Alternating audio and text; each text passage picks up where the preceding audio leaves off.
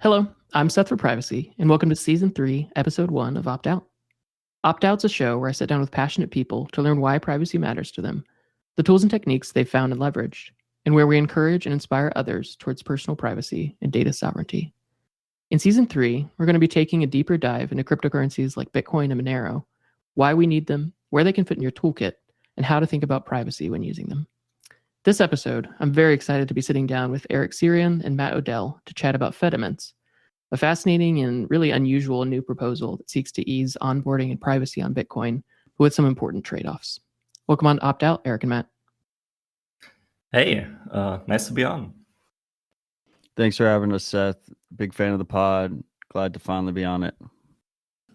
For round 2. You've been on before, Matt. Oh yeah, that's true. It's been a minute. I've only been a listener so far, so really happy to finally speak to you. Yeah, I'm glad to have you on as well. And I think we hadn't crossed paths until really only a few months ago on Twitter, but have really been a fan of what you've been building with FediMints and your openness and honesty with trade-offs and just the things that the approaches that are being taken within FediMint are obviously very different. So I'm thankful that you've been open to criticism and just have, I think, taken a very good approach with it. So I'm excited to jump into FediMints for this first episode of Opt Out in Season 3. And obviously, they've been a hot topic in the Bitcoin community and are quite a bit outside of a lot of the normal proposals, specifically because of the custody trade-off, which is usually kind of one of those untouchable things in Bitcoin. So I think getting into a lot of the nuance and detail in a way that maybe Twitter isn't a good medium for will be helpful. But for those guests or for those listeners who don't know y'all, do you mind just quickly introducing yourself and then maybe telling us a little bit about why you're excited about FediMints as a concept? Yeah, I think I will go ahead. I'm Eric. I have a background in computer science, cryptography, distributed systems, and have been in Bitcoin for a while. And like over the years, like the main topics that interested me were privacy and how to bring Bitcoin to as many people as possible, like what we often call hyper-Bitcoinization. And so the more I learned about cryptography, distributed systems, like at some point, I just got this weird idea, federated eCash. And over multiple years, like at first, I didn't think it was a great solution for anything. But over multiple years, like I got to the point that I thought like, hey, that's actually pretty cool, and began building it. And apparently a lot of people got really excited. Here we are. What's up? I'm Matt Odell, return guest on Opt Out. I have a show called Citadel Dispatch that's focused on privacy, Bitcoin, freedom tech. And I had Eric on the show. Maybe now it's like a year and a half ago. It feels like a long time ago. Eric's giving me looks. I think it was after adopting Bitcoin. I was just landed in Europe. So it was a little bit less than a year ago. It was like 10 months ago, but in Bitcoin time, that feels like 10 years. A long year. And FediMints were in the early stages, and I fell in love with the trade-off model. I started talking to Eric a lot more. I got him to Miami for Bitcoin 2022. So I've just been very aware of the project and excited about the project, and I've been following it this whole time. As for this conversation, Eric is the specialist, so I will be, whenever Seth is asking a general question, I'm going to cede it to Eric first. But I'm here to provide more insight and just kind of jump in whenever.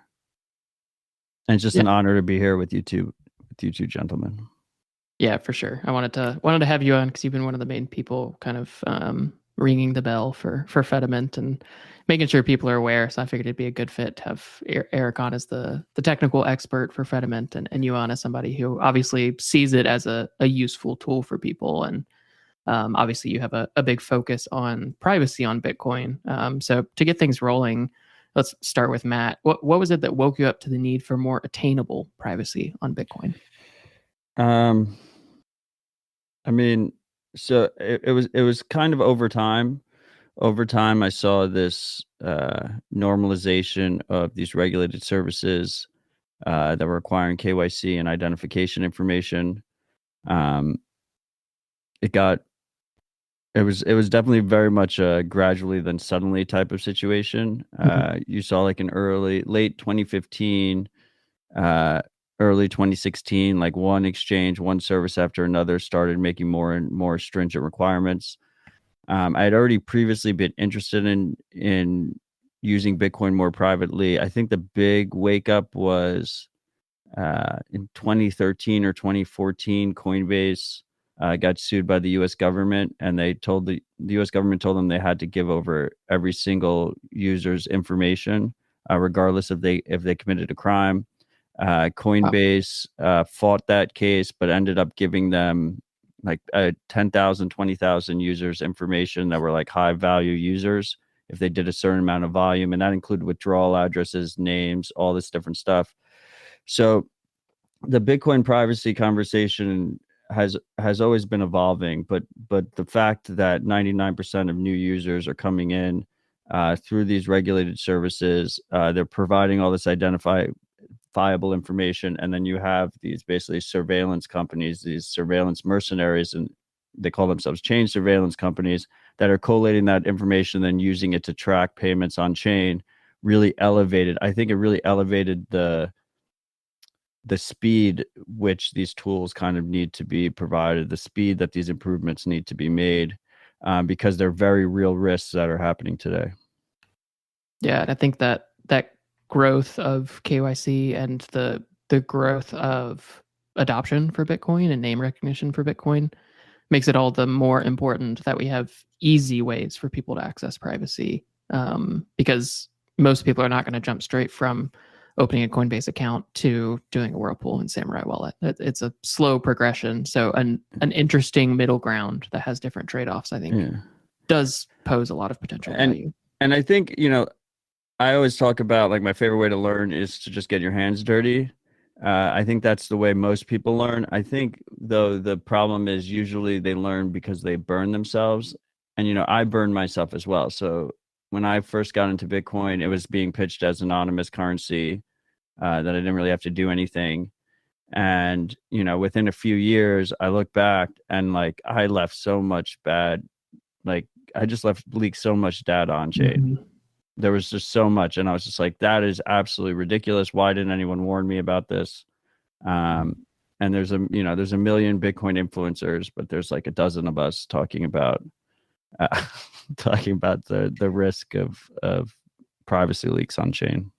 Unfortunately, the exception for sure. And then how about you, Eric? What was it that woke you up to the need for more attainable privacy on Bitcoin? Yeah, so first of all, I believe that privacy is a requirement to live freely. And so just to protect yourself against prejudice and judgment by other people, may it be like the legal system or just your society around you. And like with Bitcoin, I spent a lot of time in my late teens on so-called darknet forums, like just nice forums where I could post anonymously.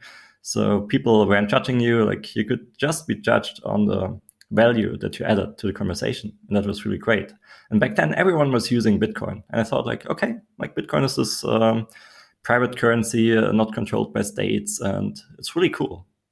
But then like 5 years later, after getting out of school and like doing other things, I wasn't following the whole darknet scene all that much anymore. And 5 years later, I noticed, hey, these people aren't using Bitcoin anymore. Why is that? And that was really depressing to me because I still believe that Bitcoin is the best money there is. And so it should be able to compete also in the privacy space. And yeah, that's what woke me up to the need for more privacy on Bitcoin. Yeah, I love that. And I think that's a key reason why even though, yes, a lot of my focus is on Monero, I keep, as much as I can, also focusing on Bitcoin privacy because so many people are going to come into Bitcoin no matter what. Like, I don't think that's something where we're going to... people aren't going to come into another cryptocurrency like Monero long term. I don't think they're going to come in through Bitcoin generally, and so them having access to tools that give them strong user privacy is very, very important there. So, what was it that actually prompted the creation of FediMint? You talked a little bit about how you had looked at this idea of federated Xiaomi eCash in the past, but weren't sure if it was a good fit or not. But what was it that actually made you go, no, I need to dedicate time to really build out a project around this, Eric? Yeah, so it all began with like the release of Liquid, essentially in 2018. And at that time, I thought, like, why does Liquid have a blockchain? Like, you don't really need it. Okay, it adds auditability, but you trust the federation anyway for fund safety. And I had also done some research on Xiaomi eCash at university. So it was like the natural thing to do, to just combine these two. But the problem at the time was it needs something called threshold plain signatures, a special cryptographic scheme, which allows you to acquire signatures without revealing the message that is being signed. And the threshold variant of that allows you to do this by involving up to n signers, out of which you only need T.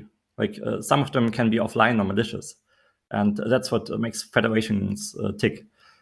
So, like, with that knowledge, like I thought, like, hey, we could build a really powerful tool to mix Bitcoins with that. But it didn't appear to me as a payment tool yet. And later on, I noticed, hey, if we integrate this technology with Lightning, then we can actually use this federated eCash concept to make Lightning payments. And suddenly it isn't only like a privacy tool, but also a payment and scalability tool for Bitcoin.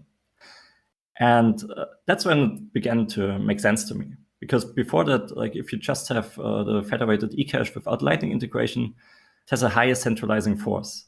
Because everyone, if you use it for payments, everyone needs to be on the same federation. And if you don't use it for payments, it's not all that interesting. So from then on, like I kept talking to people and was figuring out like this problem with the threshold plain signatures. Had a lot of help from Tim Ruffing. So in the end, by end of 2020, beginning of 2021, I was really beginning to build a prototype of that. And even going a step further, at some point, I met Obi Navoso at a conference at HCPP here in Prague. And we discussed this project, and he was excited about it. And he came up with an even like better use case for it yet, custody. Because the trust model of federated eCash made it such that it's also a good solution for Bitcoin custody, actually. And so we had these three things that it essentially fixes for Bitcoin: privacy, scalability, and custody. And that's just super powerful. And that's when it really became like, like everything I was doing from then on was just federated eCash.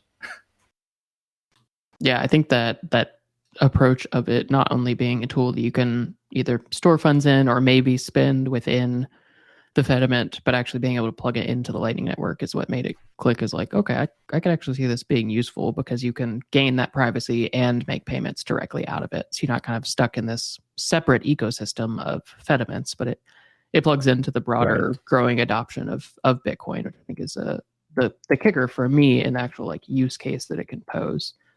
Right. And one honorable mention I should put in here. There was also a script developed by Jonathan Logan, aka Smuggler. I think you had him on your podcast. Yeah, I did back in first season. And they developed Squid in parallel, and I got some inspiration from there. And like we were just communicating, and like they were motivating me to build my stuff, and the other way around, I think. So it's really great that they did the Squid thing, even though it seems to be pretty dead right now, which is sad, but. Yeah, I don't think it's survived, but I think the idea had a lot of similarities in the actual technical approach to privacy with FediMints. Yeah, Smuggler was also on the first podcast ever about FediMint. Oh, nice. So, yeah, I didn't know that. I'll have to go back and find that one after this. What was it for you, Matt, that really got you hyped and excited for FediMint? Because I think I've only really heard you talking about it in the last 2-3 months, at least more frequently than before. So what was it that kind of made it click for you as a potentially useful tool for Bitcoiners? Well, first of all, part of the reason I'm talking about it more now is because when I had Eric on 10 months ago, I think he told me his ETA for something that we could actually play around with was like 2 years, and that he wasn't even confident in the 2-year mark. Like that was a bullish number. And then recently, him and the rest of the team have made a ton of progress. So it looks like we're actually going to be able to play with it in our hands. And I don't really like to talk about things that are more theoretical. It just seems like a waste of everybody's time. There's a lot of noise in the space. It's a very easy way to cut noise and focus on signal is to only focus on things that are launched. But in this case, with an open source project, it's really nice to build some momentum pre-release because they are looking for more contributors. It does help the project out. But with FediMints specifically, why am I excited about it? I've spent years focused on trying to improve my own Bitcoin privacy. Some of those years have been focused on education, on helping other people improve their Bitcoin privacy. The tools we have available for us are better than ever. But the two main things I've learned is at the end of the day, there's so much nuance with using Bitcoin privately that the main hurdles are convenience, like actual ease of use in UX, and cost. And pretty much every Bitcoin privacy tool up until this point, those have been the two main trade-offs. I love Whirlpool. I really love what Sparrow has done on the desktop UX for Whirlpool. It makes it way more accessible than ever before. But it's still an accessibility hurdle. Like it's a cost hurdle, but I don't even know if cost is the main thing. We talk about incentives a lot in Bitcoin, and people are like, okay, if we can make, collaborative transactions like CoinJoin's cheaper than regular transactions, more people will use it. I'm not sure if cost is the main hurdle here. To me, the main hurdle is convenience and ease of use. And also this additional mental burden that, if you do figure out how to actually do collaborative transactions, go through that path, then also keep in mind your change and label everything and do all these different other little things. And that adds up in your head. It creates this massive mental burden in your head. The promise of FediMint. And then meanwhile, so all that education has been going through. I've been onboarding a bunch of users into using Bitcoin more privately and more sovereignly, but we're completely outpaced by the overwhelming majority of users that continue to use regulated services and continue to use custodial services. That's growing at a massive pace. So that, to me, it just almost feels like, you're just pushing a boulder uphill. It's just like everything is stacked against you. And with FediMint, the trade-off model is not as ideal necessarily, and we'll go into deep from a sovereignty level, but it does make it extremely convenient and extremely cheap while giving you very strong privacy guarantees. And that's what appeals to me. Yeah, and I definitely want to dive into those trade-offs later on, but I think when I get a better picture of what FediMint is solving for users and really what we want Bitcoin users to get from FediMint. And obviously, like you mentioned, I think 1.0 and a highlight there too is, since this is an open source project, getting eyes on and getting people thinking about it even before it's released is valuable, because you get the chance for more contributors to jump in. You get more people, even non-technical people, just looking at it and trying to figure out what are the issues that I see in it, what are the potential flaws that I see, how would I care about the trade-offs, that kind of thing. So getting attention on it even before release, I think, is important. And like you said, I think it looks very promising that this will release, that we'll actually have FediMints. It will be a thing. So I think we're at a good point to talk through this.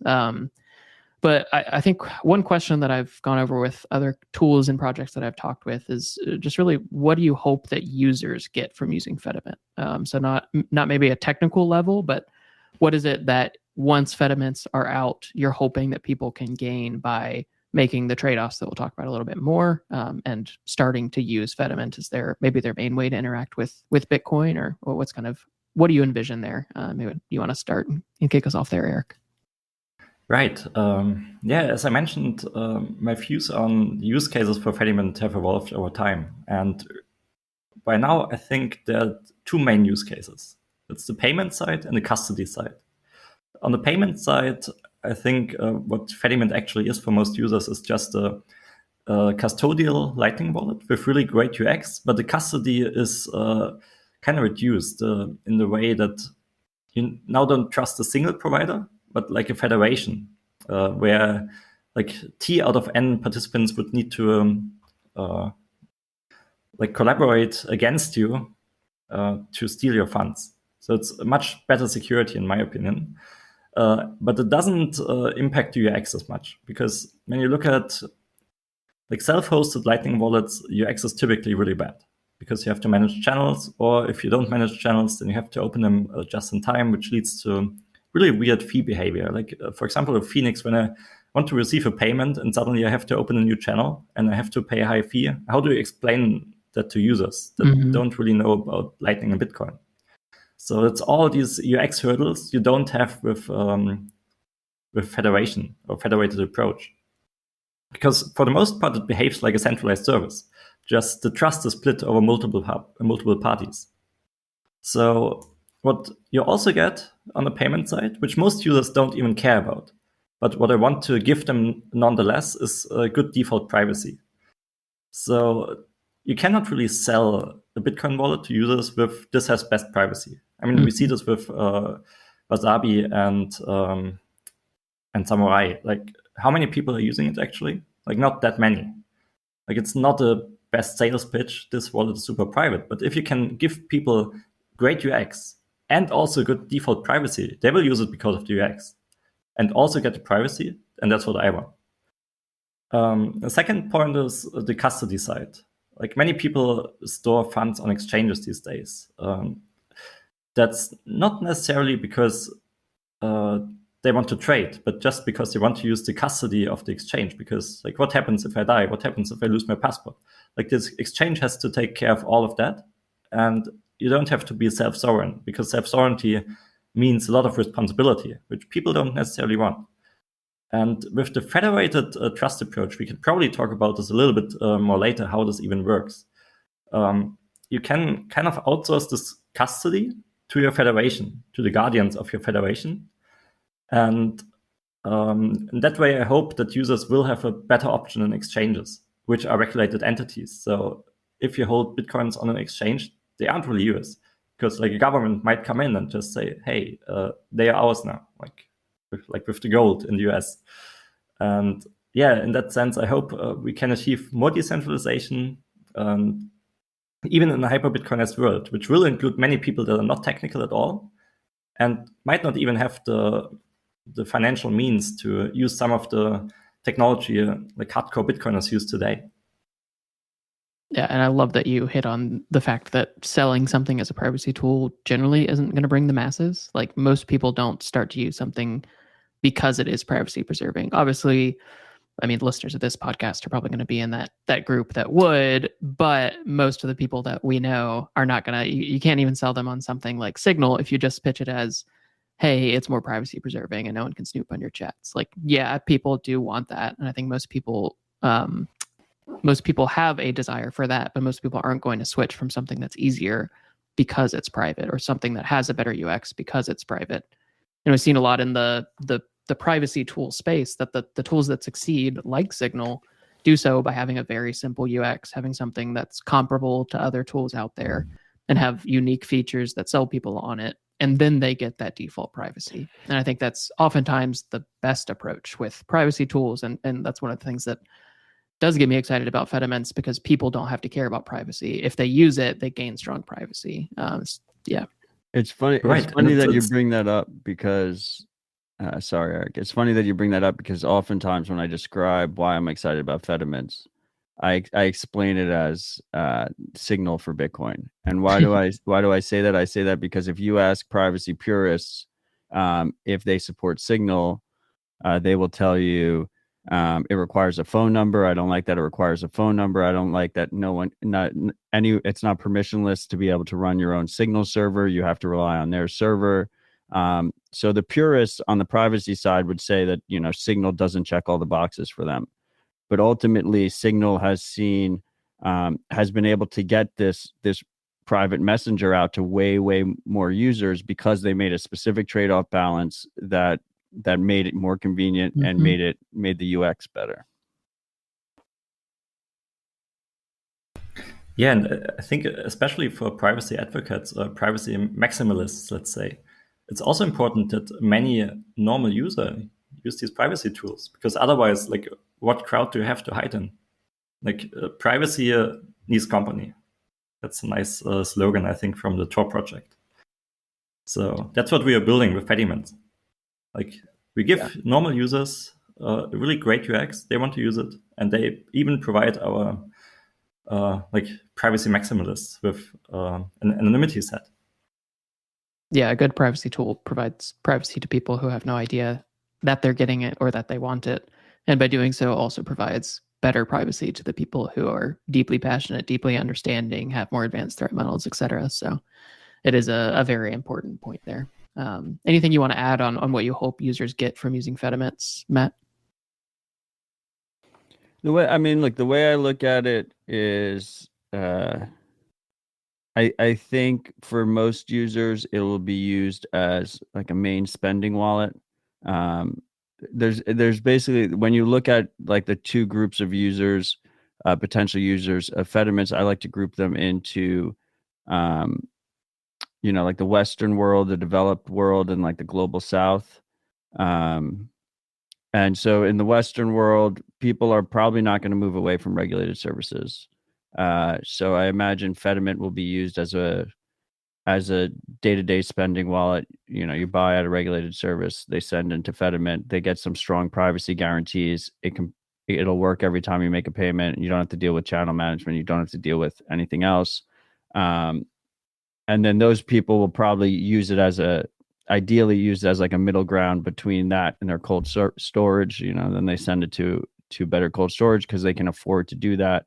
I think there's a very strong argument that in the global South, in regions where people, it's harder for them to get expensive electronics, they, might be living on a lower paycheck, they might end up relying on FediMint as a savings wallet as well.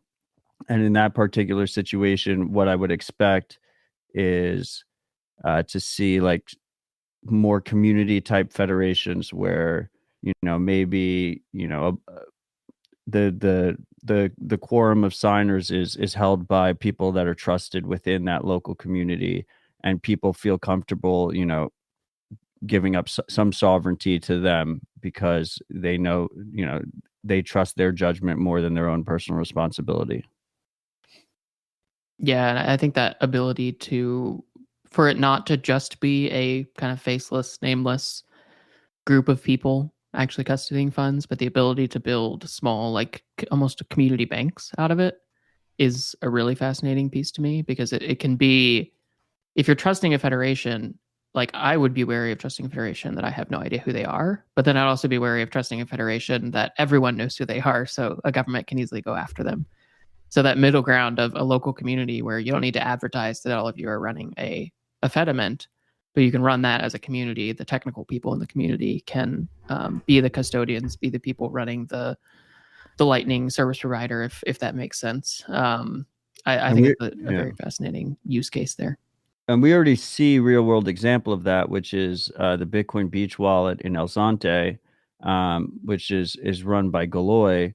And with them, what they did was they attached a custodial Lightning node on top of a community multisig. And the result was the majority of the funds are held in the multisig. So you need those community members to basically come together to steal the funds if they want to steal the funds. And then the Lightning is single sig. And that's a smaller subset. And, that was a distinct trade-off model they made. Users of that do not have privacy from the custodians. FediMint to me is strictly a step up, but it provided such a convenience to the people of El Zante that it got a lot of traction. A lot of users ended up going that route. And then if you can't compare all this stuff in a vacuum, you compare that to something that's fully custodial and regulated and run by the government, like Chivo as an option on one side. And then on the other side, you have maybe a user running their own Lightning node, holding their own keys and being fully sovereign on the other side. That Bitcoin Beach wallet sits right in the middle. I think FediMints can make a massive improvement on that middle ground. Yeah, I think it's just a natural evolution. Like Galoy with Bitcoin Beach Wallet has shown that such an approach can work. And now the question is, where can we improve it? And privacy is a big point there, because especially when you have a wallet provider that is run by a local community, you really need privacy. Because you don't want your neighbor to know how much money you make. Like, you want them even less to know that than, let's say, some regulated exchange somewhere else. Like, there you might not even care. Like, what's the chance that someone will know you? But if your neighbor knows what you're making, then they might treat you differently. So I think in these contexts, privacy is even higher priority. And so I hope over time, like, we'll just be able to adopt better and better approaches to community custody and community banking, essentially. Yeah, and I want to dive into the trade-offs now, but one quick thing I want to key off of with what you just said is I think the biggest difference to me between FediMint and other custodial solutions, and this is something that I harp on with custodial solutions normally, is not only are you giving up custody, which can be very problematic, but also usually in those situations, you're completely giving up privacy because the custodian is the one who holds the keys or a key. And so they have complete visibility into the ways that you use your Bitcoin. But with FediMint, that changes, which is a big departure from other solutions, and I think lessens the custodial dangers. But I do want to dive into kind of what the key trade-offs are and then why you view them as worth it with FediMint. I'll let Eric jump into the trade-offs first, but before we do that, you mentioned this thing about the privacy trade-off with custodians, and this is just another thing that I've noticed. And one of the cool things to me about the work that Eric's doing is it's very practical in nature, and it's taking into effect what real users are doing and how they're interacting with Bitcoin. And what I noticed is, because I am so focused on Bitcoin privacy, when people pay me, a lot of times they will pay me from a Cash App or a Strike because they know they're giving up full privacy to Cash App or Strike, but they know that they're blocking me from being able to tell anything. So I call that custodial privacy. And I see that narrative starting to form in Bitcoin if we don't preempt it with better options for those users, where they will say, if I want to use Bitcoin privately, I will just trust my local regulated institution to protect my privacy, and I will make all my payments from there because it's more private than if I do it in a more sovereign way. Yeah, that use of regulated exchanges or tools like Cash App, I think people are, I guess, trying to get back to the system we have with like Visa and MasterCard and banks. Because right now, that's kind of how the traditional financial system works, is when you make a payment, your bank knows about it. They know every detail of who you paid, how much, etc. But that information is generally private from the person you pay, the rest of your banking details, of course, and private from other people. Obviously, the brokenness with that financial system is oftentimes that data is freely sold and given away by those institutions to make money off of your data. But in theory, you have that better privacy from the person you're paying. So I guess Bitcoiners are kind of trying to get back there and see some of the benefits of that system over a transparent ledger. But I do love kind of positing FediMint as the better version of that in so many ways. And I think that's a good way to dive into the trade-offs, because there, as with any tool, and especially as with any privacy tool, there are trade-offs that come with these things. So Eric, do you want to just kind of outline what the key trade-offs are with FediMint? I know one of them is custodianship. And then why do you view those trade-offs as worth it within the design of FediMint? Yeah, certainly. I think like the trade-offs FediMint makes what makes it actually interesting. Because first of all, you mentioned the custodial risk. Of course, when you compare it to Bitcoin, it has high custody risk. Because suddenly you're trusting like a set of people, you might know them, but they could in theory conspire against you and take your money. And what my counterpoint would be, like, I'm not building this primarily for people that are using Bitcoin in a self-sovereign way today. Like if you have your hardware wallet set up, if you are running your own Lightning node, then and doing all of that security, assuming that, then you might not be the initial target market for something like FediMint. The actual target market is the much bigger amount of people that are just using custodial solutions and like highly regulated solutions even. When I went to El Salvador for adopting Bitcoin, it was really heartbreaking to see how many people just recommended, hey, let's use a wallet of Satoshi. But I can totally understand why, because it just works. And so that's the first problem we have to solve, I think. Like getting these people off totally centralized solutions where you have a single custodian that could rug pull you at any time, and instead transition to a world where you have multiple custodians that have shared custody over your funds, and like that they have to conspire against you to actually rug pull you. And that makes it much less likely. And also you can choose people that you kind of trust already, like from your local community, for example. And then we can look at, hey, this is still worse than Bitcoin, but like how much worse actually? And maybe we can make it even better. Okay, that's like the biggest point I think that most people know and most people discuss when it comes to FediMint. Another thing I always am a little bit worried about is centralization, because what I definitely don't want to build is like a systemic risk to Bitcoin. And in the beginning, when I didn't think of the Lightning integration for FediMint yet, that was a big worry of mine. Because in theory, if you have a payment system where you have to be part of the payment system or part of the same federation to pay other users that are also in the same federation, then that naturally has a huge centralization force and would lead to humongous federations. And we really don't want that. Like this one federation to rule them all, if it actually works and has many users and attracts a lot of funds, then that could become a systemic risk to Bitcoin, as some exchanges today probably already are. Like that's the bad thing about it. Like some exchanges having like 1 million Bitcoin, that's not great from a system view. Yeah.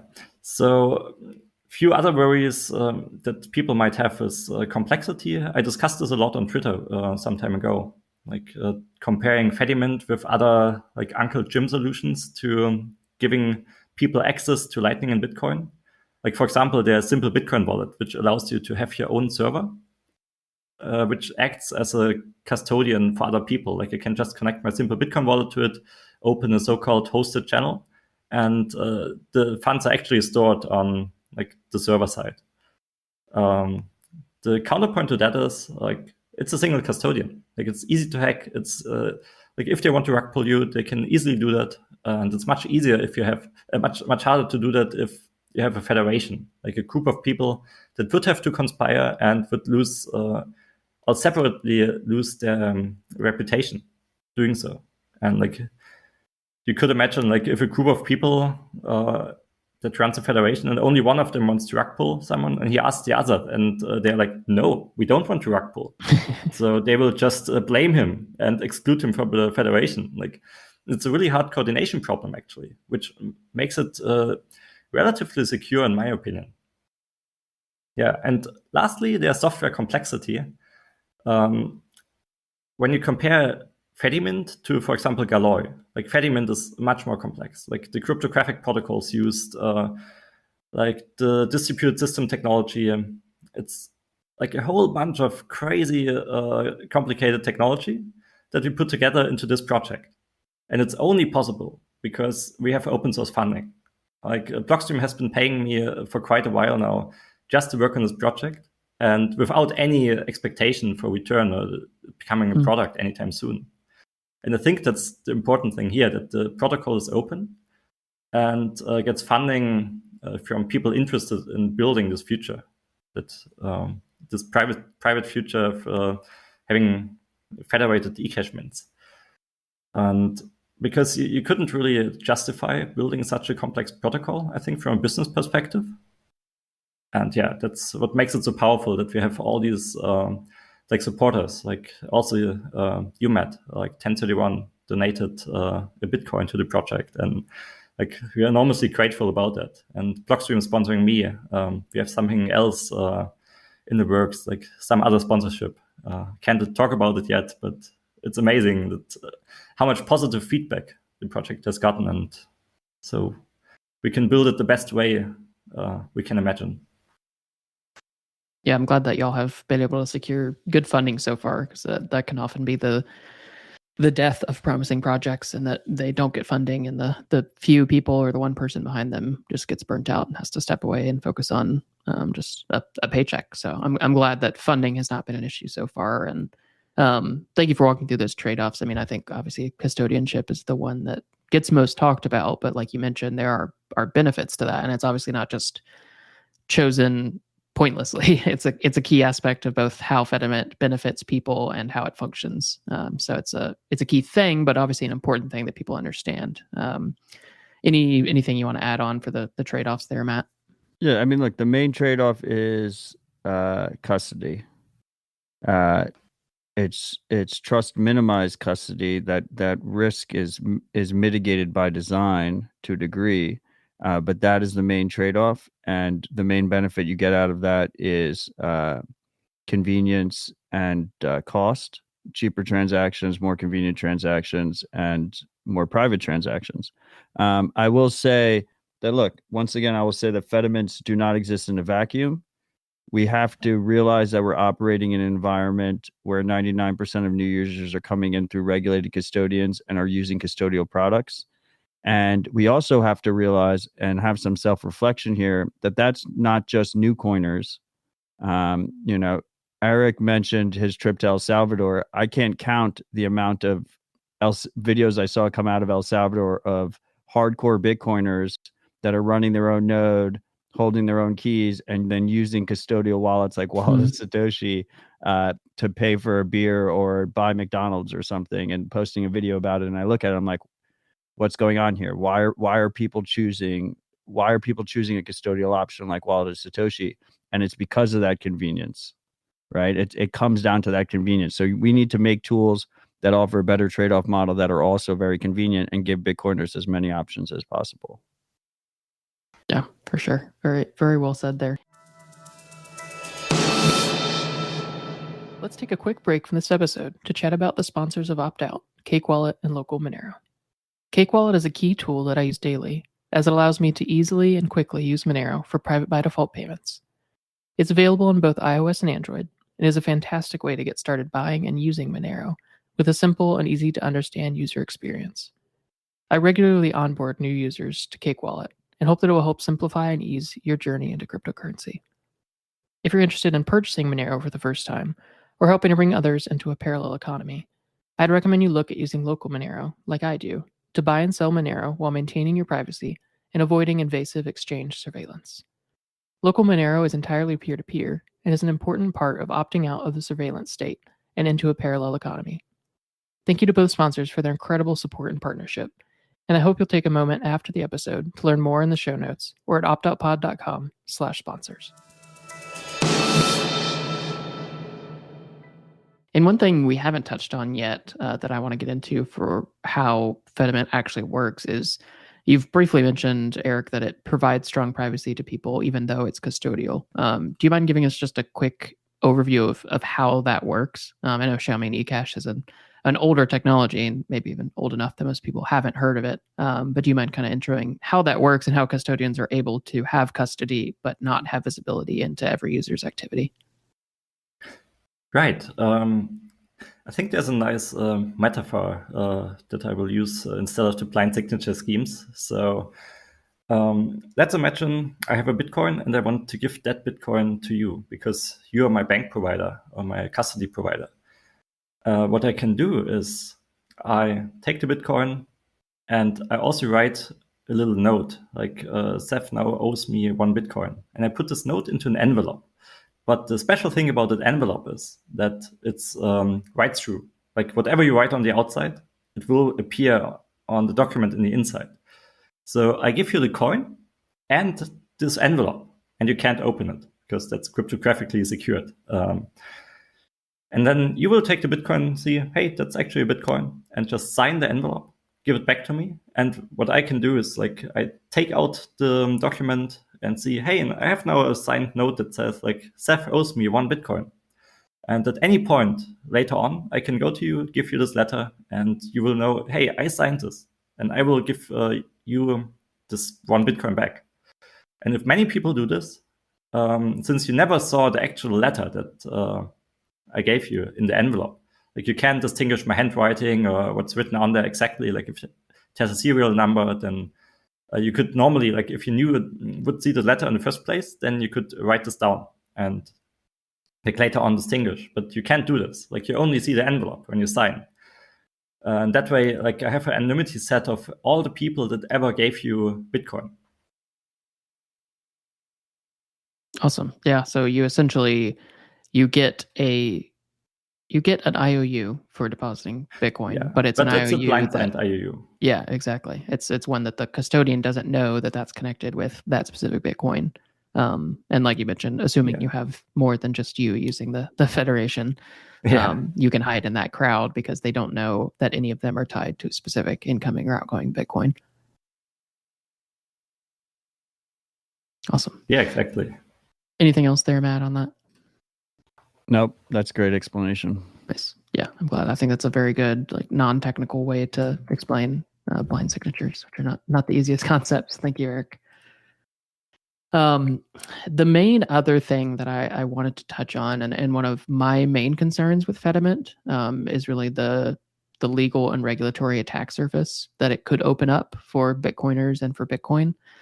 So I want to dive in a little bit to hear both of your thoughts on really what we can expect, or maybe your views on the legal and regulatory attack surface that FediMint may bring for both custodians, the people actually running the mints and handling funds, and for users themselves. Because I think, while obviously the point is to not have to worry about regulators and not be regulated entities, obviously when you're centralizing funds behind less people rather than more, in this case, people are giving up custody of funds to a federation, which can still be geographically diverse, and there are lots of ways that they can protect themselves. But would love to hear y'all's thoughts on the potential legal or regulatory issues there, and how this might work in spite of that.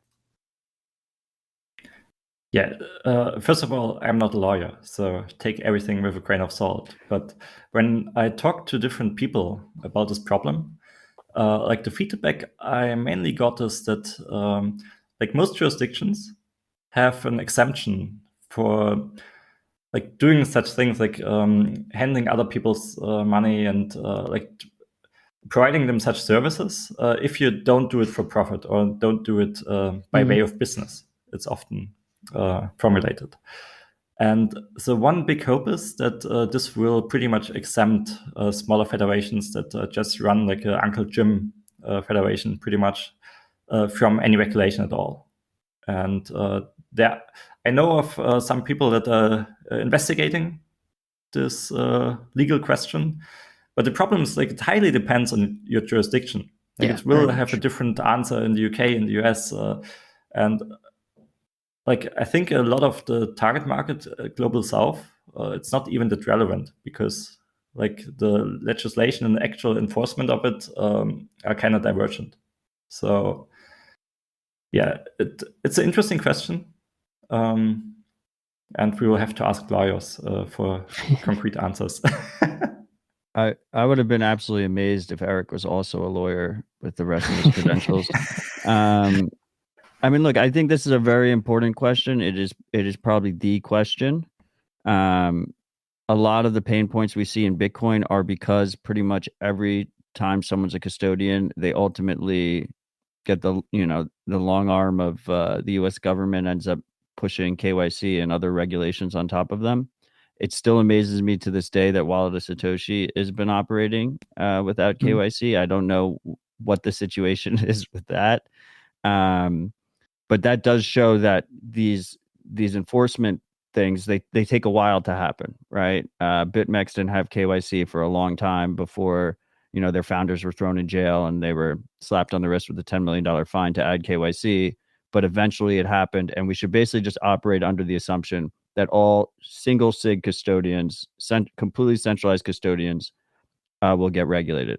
Mm-hmm. Now, I think the jury could be out on a federation, and that's probably, to me, one of the reasons why FediMints is cool is because it comes out of the box with this federation model.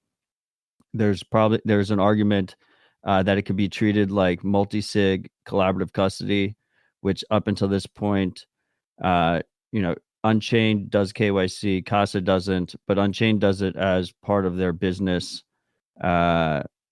beliefs. They think, if they're providing shared custody to someone, if they're providing loans to someone, they should know who that person is. But my understanding is, at least in the US, which is basically where all this financial regulation comes from, they're not being treated like a typical custodian. So hopefully that's the case, but once again, we shouldn't assume that's going to be the case. So let's imagine a world in the worst regulatory environment possible, and FediMints being developed in that, because I like adversarial environments. That's how we should build these systems. The two main things that FediMints have to their advantage is the fact that all of these different mints will be interoperable with each other. So people can move between them relatively easily. It also creates an environment where there will be many different federations that are competing with each other. And then the second thing is it's going to come down to how easy it is to basically run your own federation. That bar needs to be as low as possible. And when I say that on both of these, if you look at the number one federated example, which is Liquid on Bitcoin, very few people are using it, but it's been established for a while. They haven't gotten hit with these typical financial regulations. I'm pretty sure that part of the reason it seems like privacy work on Liquid has stalled a bit is because they're afraid of regulatory responses there, right? But what does Liquid not have that FediMints have? First of all, FediMints have stronger privacy guarantees, but that's not relevant to this part of the conversation. Liquid is a single one federation to rule them all. There's not many different Liquid federations, and there's no interoperability there with both the greater Lightning Network, or if there was another federation, like an easy way for those to be interoperable with each other. So I think the two keys is making it as easy as possible for all these different types of federations to pop up, whether they're NIMs, whether they're local community members, whether they're established public entities, whether it's a mix of all three in a single federation, and the interoperability. That's the best non-legal resistance we have to financial regulatory attacks against FediMints. Yeah, I think you hit the nail on the head there. And ultimately, if we do enter this very adversarial environment, and obviously I'm not advocating for doing illegal things, but if you're in an oppressive regime or an authoritarian government is trying to prevent people from living, from getting the things that they need, FediMints could still function because you can have either the federation not being in that oppressive country, so they're in a different jurisdiction where they don't have to worry about that. You could have a geographically diverse FediMint where maybe some people are local, but not enough to actually be able to sign transactions, so that they can't really be pressured into doing something to rug pull users or to comply. And you can do a lot of unique things that you couldn't do with something like a Liquid. Like obviously a Liquid it's run by a company, all of the federation members are known, and it's much more easy for a government to pressure if they chose to. Whereas FediMint, in theory, will have a lot of resistance to that because anyone can spin up that federation. But I'm glad that you hit on the point that it needs to be very easy to do, because if it's a very technical, complex thing to do, I'm sure it's not going to be super simple, but if it's something that only extremely technically competent people can accomplish, there will be such a small number of people that actually can run FediMints, that it could open it up to being something that could be shut down relatively easily, because then you just go after those technically competent Bitcoiners who care about privacy and want to be an Uncle Jim or something like that. And that group is not, that's not a million people. So that flexibility, I think, is very key there. But it will be interesting to see. I mean, my worry would be it would open up ways for the government to pressure custodians to give up funds or give up information about users. But yet again, another benefit of FediMints is they don't know information about the people using the FediMint. They can't give up transaction details. So even if they are compromised, they can't give over that information because they don't have it. That's one of the most powerful things with privacy in a system that even is centralized or custodial. It's one of the reasons why I love Signal, is even if Signal is compromised, they can't give up all of your information. They can't give up your chats. They can't give up information about you. And that's been proven in court. And I think FediMints follows a very similar model where, yeah, maybe you're not completely self-sovereign, but you gain privacy from the people who are running the service. And so even if they're compromised, it can still function well, and you can still be protected because they can't even give up information because they don't even have it, which I think is a huge part there. I think the legal and regulatory side is interesting, and we'll need to get a better understanding of that. But obviously my hope is no matter what the legal and regulatory environment is, FediMints could function and could be beneficial for people, because obviously these tools need to work in adversarial environments.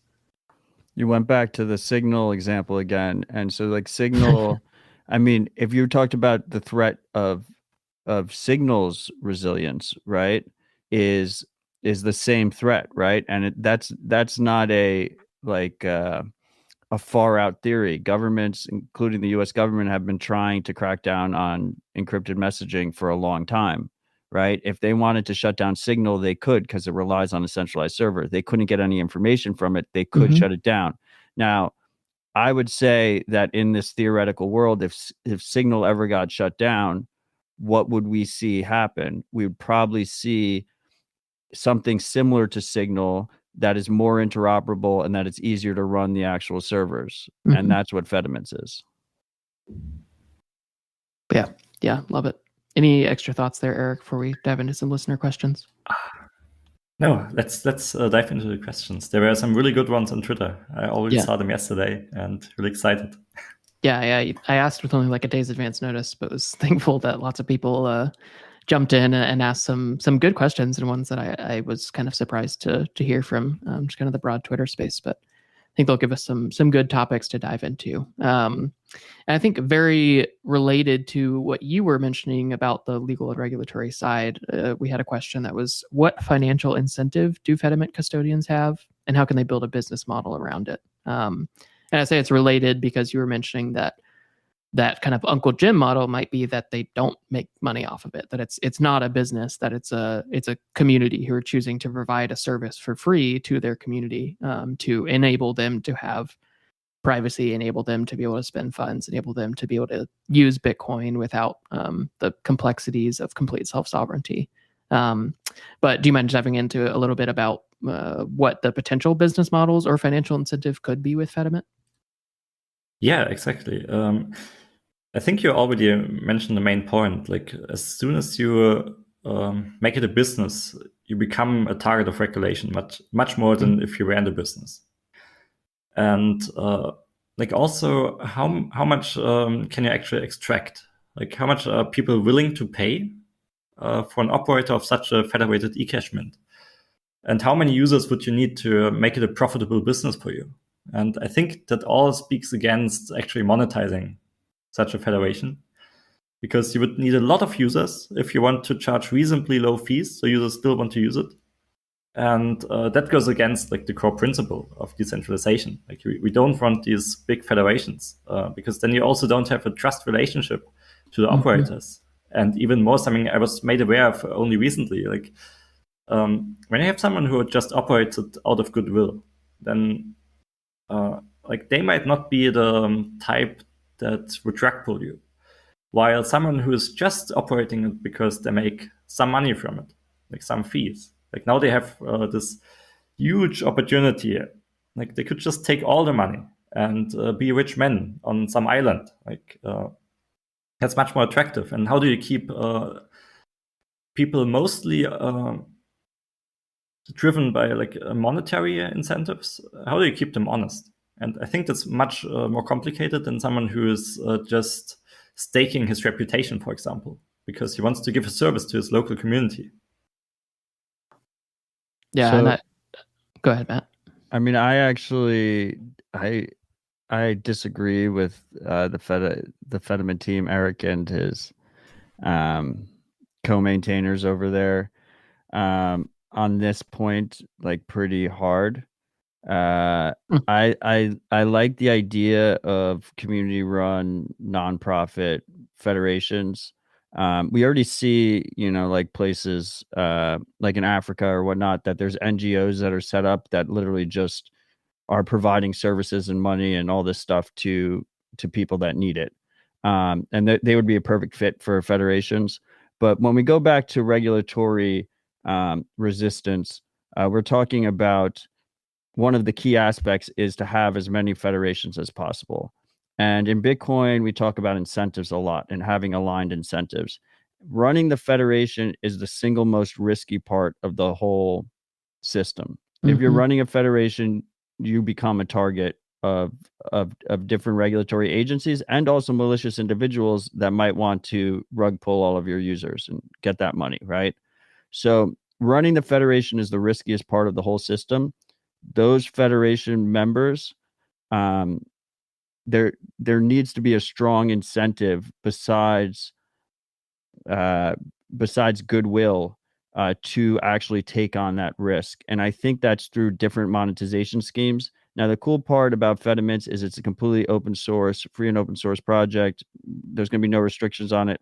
So even if the default project is set up in a way that the federation isn't making any money, there's still ways for federation members to then, fork the project and add different monetization schemes, including fees and other value-added services. And I think I think what we will see in practice in a successful post-FediMint world is there'll be monetized federations, and then there'll be smaller nonprofit style, more regional ones.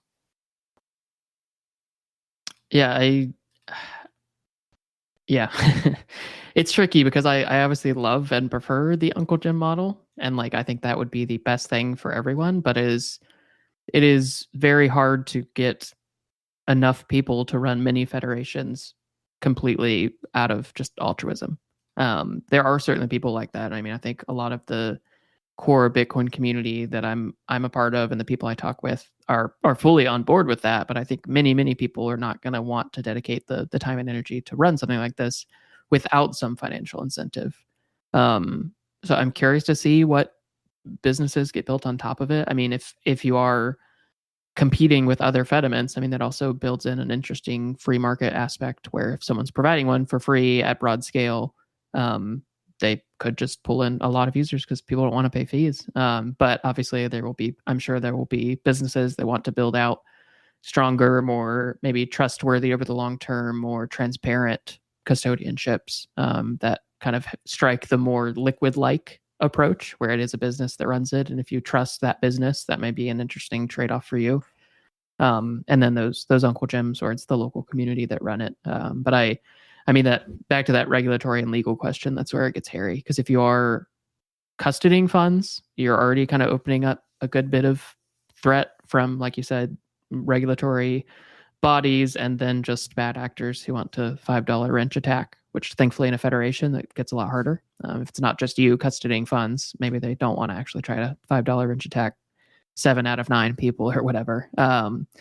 But in the kind of government or regulatory body perspective, it gets tricky because then you're custodying funds, making transactions for people and profiting from it, which, yeah, in most jurisdictions, that may not fly. But it'll be interesting to see what comes out of that. But I am glad that the base open source project is taking the no fee approach. And then obviously people can build on top of that. That's one of the beautiful things of open source is you can take it, you can find a way to use it to monetize. Actually, I'm curious about the license on the code to see what is being used there. All MIT. All MIT. Okay. Yeah. So free use there. So take it and change it. Be my guest. And I think at some point, currently, we actually still have some sort of fees in the code base. And I think we will just make it configurable. But I will not go out there and tell people to set fees because that might get them in the hot water. So I don't want to do this. But yeah, both things work with the same code. So that's great. Yeah, I think that's the good, sane default. But I'm sure something that people play around with and try to build a business on top of. It'll be interesting to see that develop over time. Another really good question that we got, and this is one that I actually am curious about and I haven't dug into yet, is obviously when you're fully self-sovereign in Bitcoin, your key thing to keep safe, to make sure you don't lose, is that seed phrase that lets you restore your Bitcoin, get access to all your transactions, all your funds. With giving up custody in a FediMint scenario, what does that user authorization or access look like? Do we have ideas of what that could pan out to be? Because I mean, I would assume you don't need a seed phrase anymore because you're not actually custodying the keys, but maybe is it more like a email address and password model, or what do you kind of envision for what will be built around this for users actually authenticating and saying, this is me, now let me access my funds? Yeah. What is a seed phrase really? Like in the end, a seed phrase is just like the root of extended private key, from which you can derive multiple different private keys that you can then use in protocols like Bitcoin. And I think basically FediMint will work the same way eventually. Like we're not implementing this right now, but eventually we want to be able to have a seed from which you can restore your entire wallet. Interesting. But the interesting thing about it is what we didn't talk about much yet, but the community custody approach. Because what that means is if you trust your federation anyway, like the guardians of the federation, and you know them and they know you, what you can do is you can encrypt a Shamir secret shared backup of your seed phrase to the federation guardians. And you just attach your name to it, for example, or the name they know you under. It doesn't have to even be a real name. Like if you're in the cypherpunk community, like you just use your handle on some platform. And like if you ever lose your phone, then you could, for example, go to a certain amount of these federation guardians and tell them, hey, I lost my phone. Can you please start the decryption process of my backup I gave you a long time ago? And then they would do so and you would get your funds back, which is kind of cool, I think. And that only works because you trust them with your funds anyway. So there's no reason to like not also involve them in the recovery process. And that's actually the big thing, which might enable people to get off exchanges. Or like at least that's what we are building it for. So people that are using exchanges today because they worry about like, what about inheritance? What about if I lose my passwords on my phone? Then this approach with a local community federation would allow them to have the security that even if they mess up, they still have access to their funds. The way I like to look at it is so you have this federation in place, which is basically this semi-professional multi-sig already in place. They're able to hold a backup for you split among the federation in the same kind of trust model that your funds are held. Ultimately, then what does that mean on a backup restore process? That means the user needs to prove to them in some way that they're who they say they are. And depending on what type of federation it is, that could be a private key signing a message. That can be knocking on your neighbor's door. That can be, putting in an email and password, whatever that specific FediMint wants to do to prove ownership of the funds, they can do, and then they restore the backup themselves. Yeah, I think like in thinking about FediMint, one of the key things that I think you can benefit from is you can remove or reduce that friction of storing a seed phrase. Because that is, I mean, if the target is those people who are keeping funds on exchange, I think a lot of reason people do that, like we mentioned at the beginning of the show, is they do it because they're worried about losing their seed phrase or getting hacked or something like that happening. So if you can remove that friction from FediMints as well, I think that's another win. Obviously, there are trade-offs with that, but like I think the Shamir secret stored with the custodians is a very interesting compromise because it still doesn't give one custodian the ability to steal just your funds without collaboration. They would still have to collaborate amongst each other to do that. So trust is still a key part of that, or distributed trust is still a key part of that. So I guess it makes sense that it's not going to be something that's a core part of FediMint or MiniMint, but it will be up to the custodians themselves to see what they want to do with that. But I do hope that there are at least some interesting approaches taken to step back from that seed phrase UI, because I think that can be a hurdle for those people who aren't comfortable with that, but also enabling that for those who are, especially with the compatibility between FediMints, people to be able to move funds. Just to be clear here, obviously the main negative trade-off in that model compared to a traditional seed phrase backup in sovereign Bitcoin is, if the federation disappears, you can't restore in another wallet. Like that, you're completely tied to that. You are trusting them with custodianship, but they're handling the backup for you at the same time. But that would be true regardless, because even if you had a seed phrase and the custodian, if that federation died or was compromised or whatever happened, you would lose funds. Correct. That doesn't matter with the actual backup approach taken, right? I'm just saying, like, when you think of a FediMint backup versus when you think of a traditional Bitcoin backup, right? Yeah, and that's that key risk with custodians is it's just like if your exchange goes full Mt. Gox or Quadriga CX or whatever the Canadian one was. You lose those funds, but it at least, again, doesn't rely on just one person keeping those funds properly. So you could, like, if you have a, I don't know, 7 of 9, I don't know what a normal threshold would look like for FediMint, but if you had like a 7 of 9, if 2 members just go AFK or move or something like that, the federation still persists and they can add new members. So it's again that middle ground between you holding your keys and being ultimately responsible, and exchange holding your keys and being ultimately responsible. It's an interesting middle ground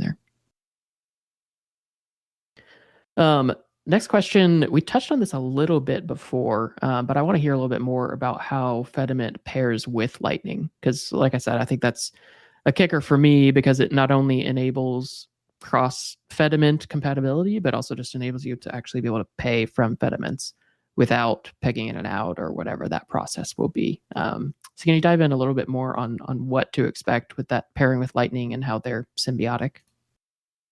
Yeah, so I think Lightning is what makes FediMints really viable. Because without Lightning, you would have this problem with one federation to rule them all. And that wouldn't be interesting, really. But with Lightning, you can suddenly pay everyone who is on Lightning. That means other federation users and also normal like self-hosted Lightning users and custodial Lightning users. How we achieve this is through smart contracts inside the federation. Like we have, apart from the eCash part and apart from the on-chain wallet which runs in the federation, we also have a smart contracting module. It's very limited in scope. Like it only supports 2 smart contract types that are needed for Lightning. And essentially what you do is you lock up funds when you want to do an outgoing payment. Say like if someone can provide the pre-image to a certain payment hash, which is encoded in a Lightning invoice, then they get these funds. And that incentivizes some external party, we typically call the Lightning Gateway, to go out and pay the invoice for you. And then they can claim these funds. And the other way around for incoming payments, there's a similar concept where the federation acts as a seller of a pre-image to the Lightning Gateway so they can claim incoming HTLC. And like abstractly speaking, there is a Lightning Gateway between the federation and the Lightning Network, which bridges this trust gap between like fully self-sovereign Lightning and the custodial federation.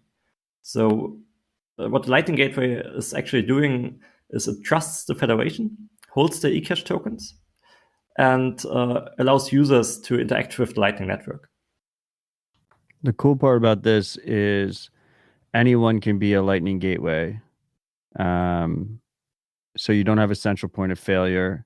If it goes down, if it's pressured by regulators or something like that, you can use a different Lightning Gateway. And that doesn't have to, that's not only Federation members. Literally anybody can offer one if they're willing to take that custodial risk on the FediMint side. And as a result, they can earn fees from it. So that in itself is a competitive market within each FediMint. Yeah, and in theory, like the federation doesn't have to approve of gateways. Like users just create smart contracts that tell like the gateway, hey, I want to choose you and I will pay you if you act on my behalf. So the federation can't even stop users from doing that, really. Interesting. I actually didn't know that. I assumed that the federation would choose the gateway, not the user. So it essentially will, I guess, eventually will be a pool of gateways that are offering their services in exchange for these tokens, and then users can actually choose who they want to use as a gateway for sending and receiving payments. Like in practice, it will probably still be communicated via the federation, like just that the gateway registers with the federation, and then that's where the user learns about the gateway. But like in theory, you could work around it. Like if the federation becomes really annoying and you don't want to deal with that anymore, you can totally just configure your own gateway in your client. Yeah, which I think also would be especially valuable if you had worries about the federation, like you started to not trust that specific FediMint for some reason, and you wanted to migrate to another.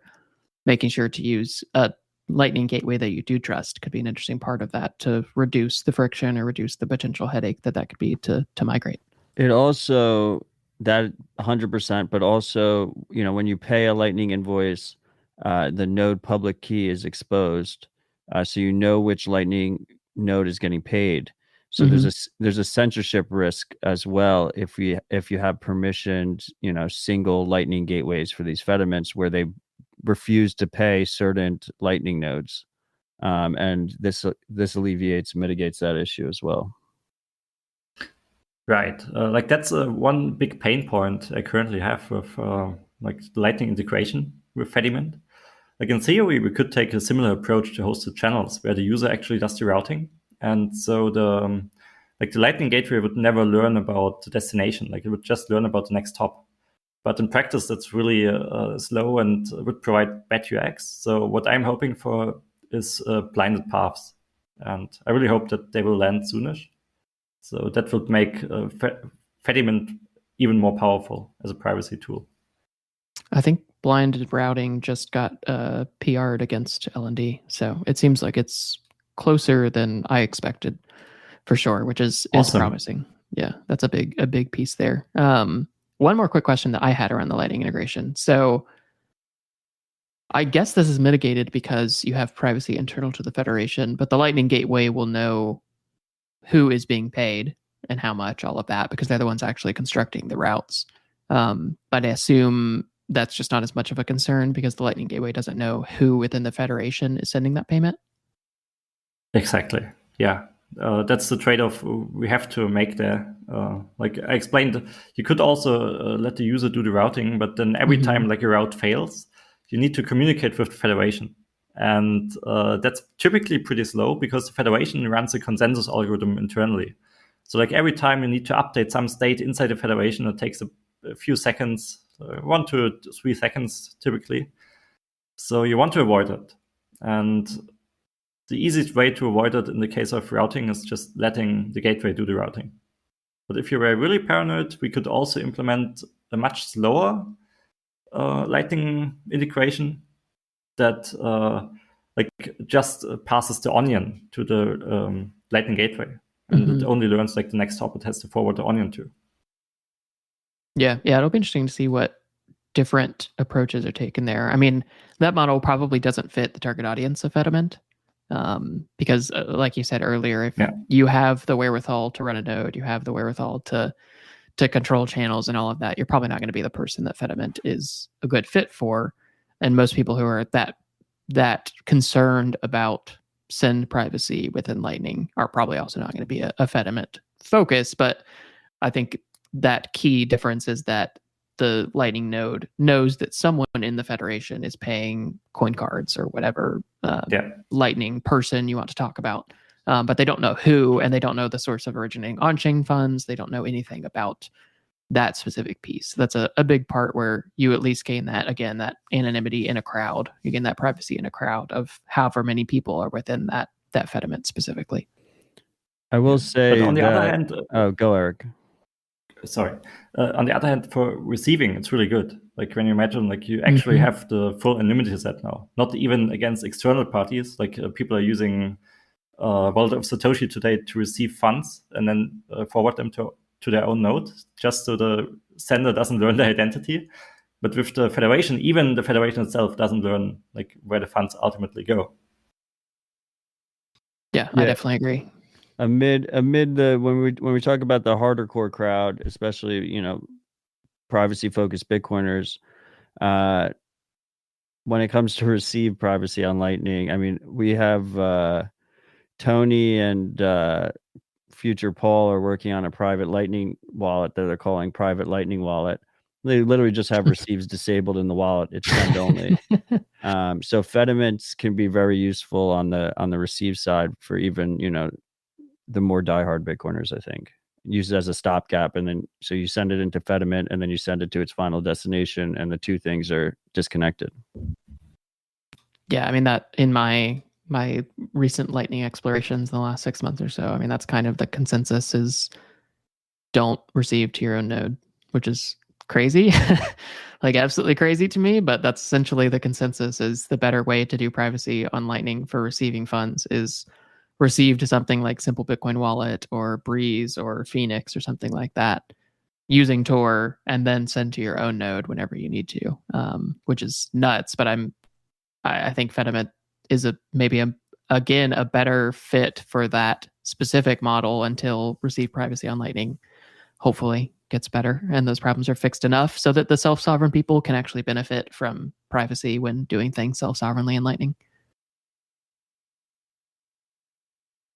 And then one last question. I obviously couldn't let y'all off the hook without mentioning Monero at least once. But I think there are very different focuses and very different approaches here between FediMint and Monero as a tool for Bitcoiners. And I want to kind of take that focus because obviously FediMint is Bitcoin. It's not a Monero thing.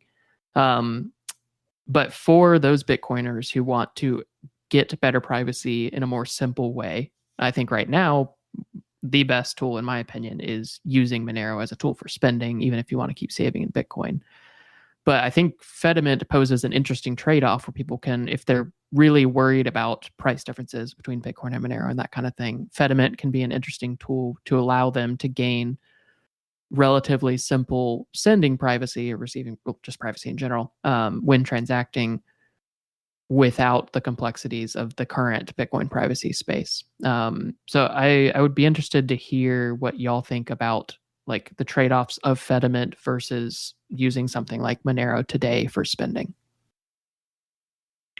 Yeah, so the basic problem I think most Bitcoiners have with Monero is that if you want to use it, like if you want to hold in Bitcoin but spend with Monero, you still need to hold the money you want to spend in Monero, and that for a longer time. Like you cannot just go in and out, I think, instantly, because that will leak a lot of information again, because the amounts would just match, and that makes it totally silly. Like if everyone just goes into Monero, then sends their money, and then the other party goes into Bitcoin again, that can be correlated.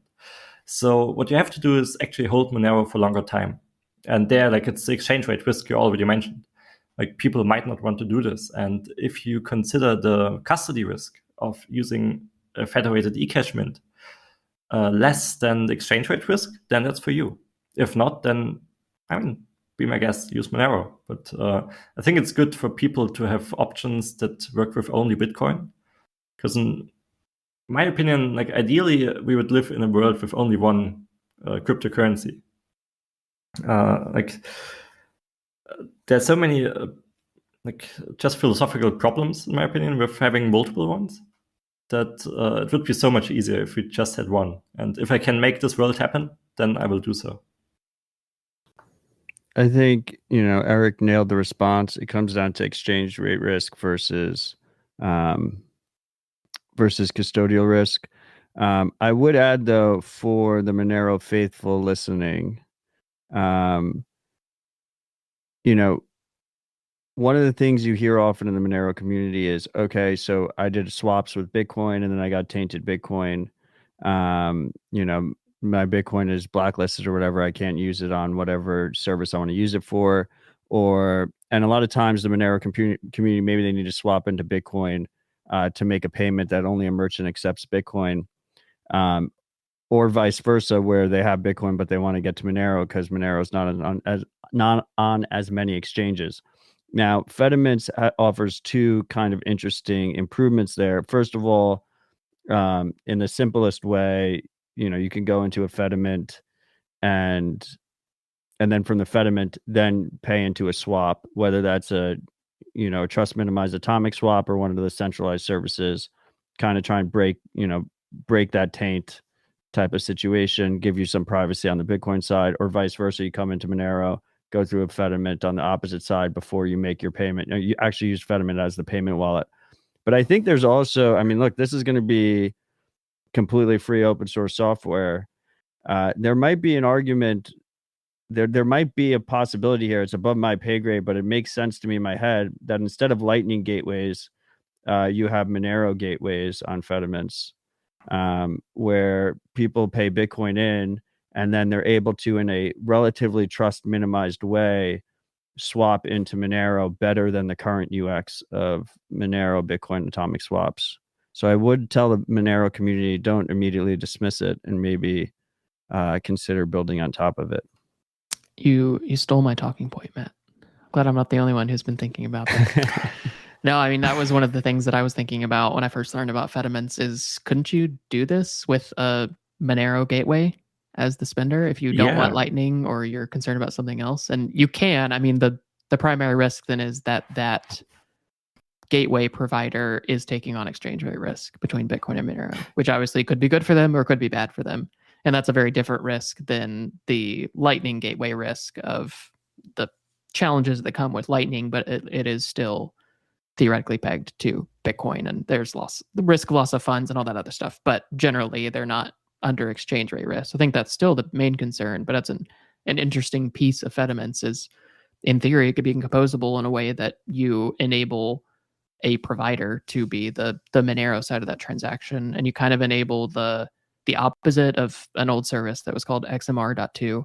It was Bitcoin to Monero, and they were just a central provider that would let you pay Monero, and then they would pay a Bitcoin invoice. That was before Lightning was big or anything like that. But this would essentially be the opposite, where you could have Bitcoin, keep it in that FediMint wallet, gain privacy on the Bitcoin side, and gain privacy on the Bitcoin side from the Monero gateway. So you also don't have that risk of, like right now, most people are going to use an instant exchanger or something like that to actually go between Bitcoin and Monero.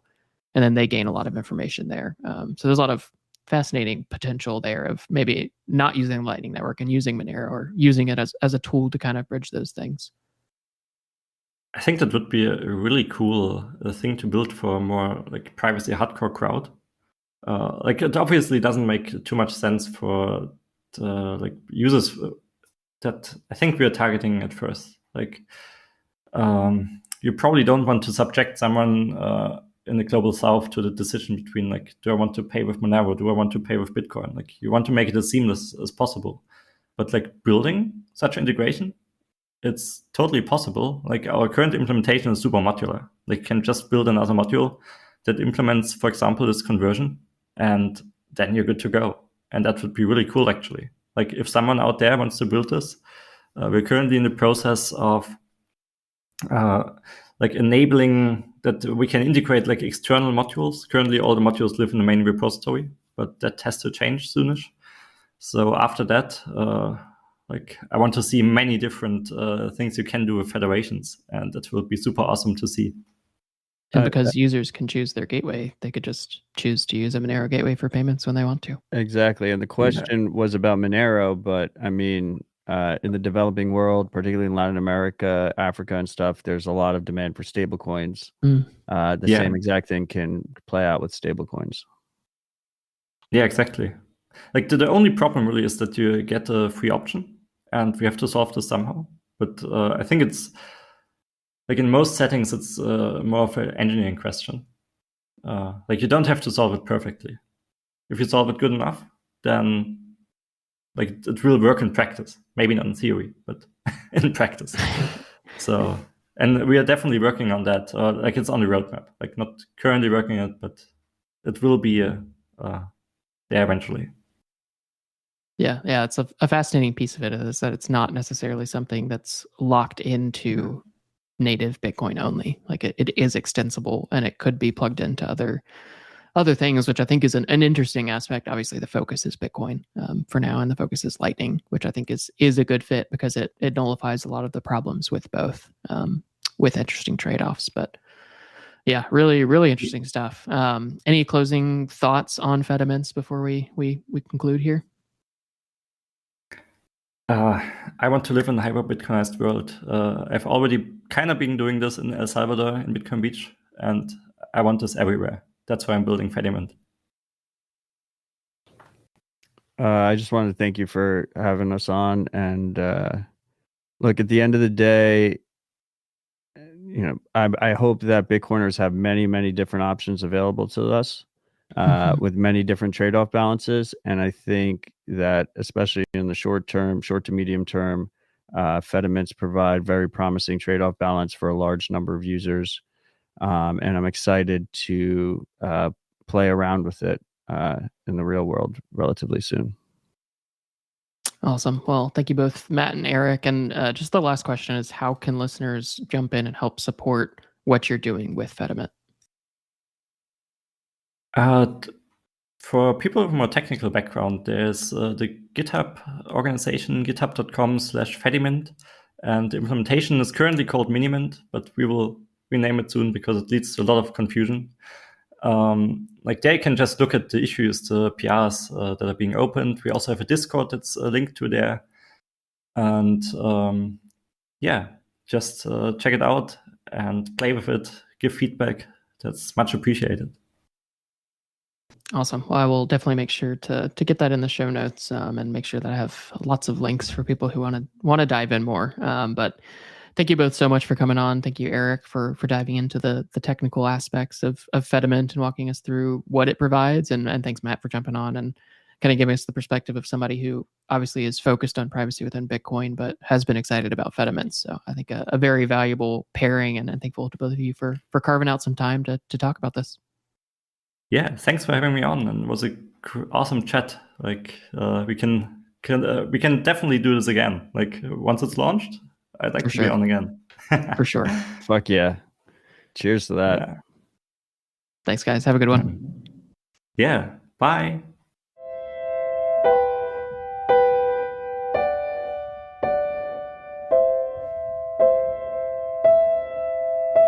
Thanks for listening, and I hope you enjoyed this episode of Opt Out. If you did, please take a moment and subscribe to the podcast, or if you're already subscribed, share it with one friend or family member this week. As always, you can check out the link to the guest content and contact info, as well as links to all of the tools we discussed in today's episode. Now get out there and opt out this week.